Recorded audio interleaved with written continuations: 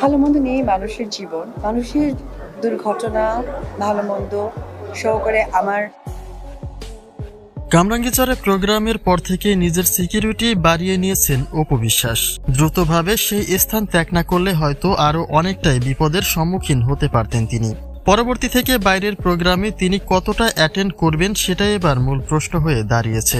একটা গোপন সূত্রে জানা যায় তার নিজস্ব জোনের বাইরে গিয়ে আর কখনোই কাজে যুক্ত হবেন না অপু বিশ্বাস।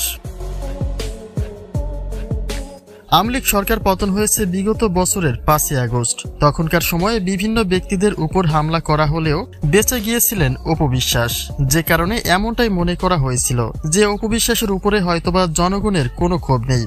তবুও অপু তার সেফটির জন্য অনেকটা দিন কর্মবিরতি নিয়েছিলেন, কিন্তু সেই ধারণা পুরোপুরি পাল্টে গেছে কামরাঙ্গীরচর প্রোগ্রামের মধ্য দিয়েই। হয়তো প্রোগ্রাম থেকে তাকে বিরত রাখতে কয়েকজন আলেমের উদ্যোগ ছিল, কিন্তু সাধারণ জনতাকে হামলা করতে দেখা গেছে তার উপরে। যেখানে ধারণকৃত সেই চিত্রে অপু বিশ্বাসের চোখে মুখে শুধুই চিন্তার ছাপ দেখা গেছিল। এমনকি দ্রুতভাবে সেই স্থান ত্যাগ করার জন্য অপু বিশ্বাস নির্দেশ দেন তার অ্যাসিস্ট্যান্টকে। অপু বিশ্বাস যেহেতু একজন অভিনয় শিল্পী, তাই তার কর্মের জন্য সারা দেশেই ছুটতে হয়। কিন্তু বর্তমান সময়ে দেশবাসীর কাছে তিনি কতটা সেফ তা হয়তো কামরাঙ্গীরচর প্রোগ্রামের মধ্য দিয়েই বুঝতে পেরেছেন তিনি। আর এখান থেকেই তোলা হয় নানান প্রশ্ন।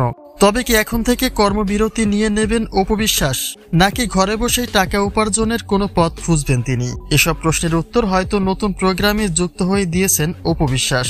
হসট খাওয়ার পরের দিনেই কর্মে যুক্ত হয়েছেন তিনি। তবে এতটুকু নিশ্চিতভাবে বলা যায়, নিজস্ব জোনের বাইরে গিয়ে হয়তো কাজ করবেন না অপু বিশ্বাস। যথাসম্ভব নিজ এরিয়াতে থেকে সকল কার্যক্রম চালু রাখবেন তিনি, কেননা তার যেমন শুভাকাঙ্ক্ষী রয়েছে ঠিক তেমনি হেটার্সও রয়েছে।